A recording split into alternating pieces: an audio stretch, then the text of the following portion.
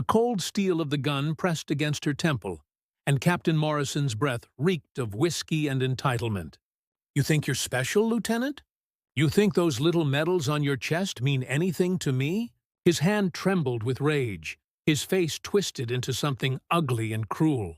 But what he didn't know, what he couldn't possibly understand, was that the woman standing before him, calm as still water, had survived things that would shatter most men's souls. Her name was Lieutenant Sarah Chen, and she was a Navy SEAL. Not a former SEAL, not a retired SEAL. An active duty operator who'd earned her trident through blood, sweat, and a level of determination that most people couldn't even comprehend. It started 3 months earlier, when Sarah was reassigned to Naval Station Norfolk for what was supposed to be a routine administrative rotation, a break from the intense deployments, the midnight raids, the constant edge of combat. She'd spent 6 years in the teams, completing missions in places the public would never hear about, doing things that kept Americans safe while they slept soundly in their beds. But Captain James Morrison didn't care about any of that.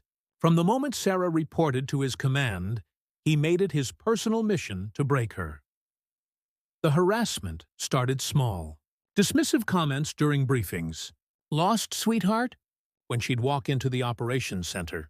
Assignments beneath her rank and qualifications, filing paperwork, organizing supply closets, tasks typically given to junior enlisted personnel.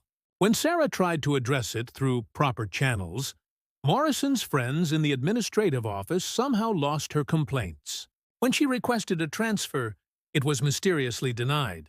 Week after week, the treatment escalated. He'd schedule her for weekend duty, then cancel it at the last minute after she'd already sent her family home. He'd publicly mock her accomplishments, suggesting she'd only made it through SEAL training because of political correctness and lowered standards. But Sarah had learned something crucial during Hell Week. During those impossible moments when her body screamed for her to quit, when the cold ocean felt like it was turning her bones to ice, she'd learned that she could endure anything. So she documented everything. Every incident, every witness, every timestamp. She kept copies in 3 separate locations, because she knew men like Morrison had a way of making evidence disappear. The breaking point came on a Friday night. Morrison had been drinking in his office, something he did regularly, believing his rank made him untouchable. He called Sarah in under the pretense of discussing her performance review. The moment she walked through that door, she knew something was wrong. His eyes were glazed, his movements sloppy. "You've been a problem since day one," he slurred, rising from his chair. "You don't belong here. You don't belong in my Navy." Sarah's training kicked in immediately. She assessed exits, calculated distances, identified potential weapons, but she stayed calm, professional. "Sir, I think this conversation should happen during normal duty hours with another officer present." That's when he pulled the service pistol from his desk drawer. That's when he pressed it against her head.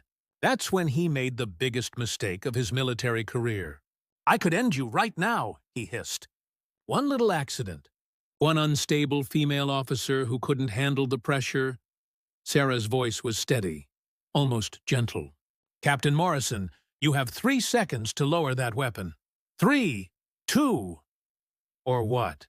He sneered. "What are you going to do?" She didn't need to reach one. In a movement faster than Morrison's alcohol-soaked brain could process, Sarah executed a textbook disarm, the same technique she'd practiced 10,000 times, the same movement that had saved her life in a mud-walled compound in Afghanistan. The gun was out of his hand and disassembled on the floor in less than 2 seconds. Morrison stumbled backward, shock sobering him just enough to realize the magnitude of his mistake. But Sarah wasn't done. With the same calm precision, she pulled out her phone. "This entire incident has been recorded and simultaneously uploaded to 3 separate secure servers. I've also been wearing a body camera for the past 6 weeks, per Navy regulations, which I invoked after my 5th formal complaint was mysteriously lost." Her eyes, which had seen combat in 5 different countries, locked onto his. "You're finished, Captain." The investigation that followed was swift and brutal.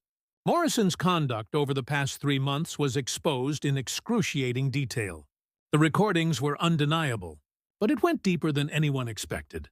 18 other officers and enlisted personnel came forward, revealing a pattern of abuse that stretched back 7 years.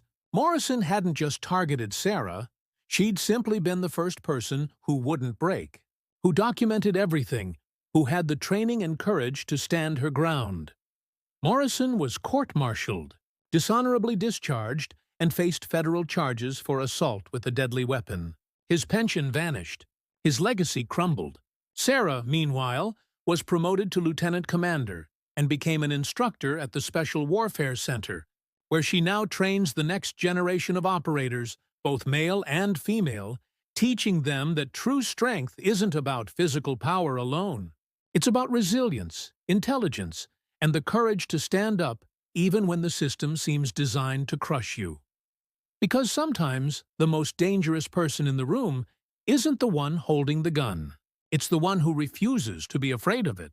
Lieutenant Commander Sarah Chen proved that you never ever threaten a Navy SEAL, because they've already survived worse than you could ever imagine.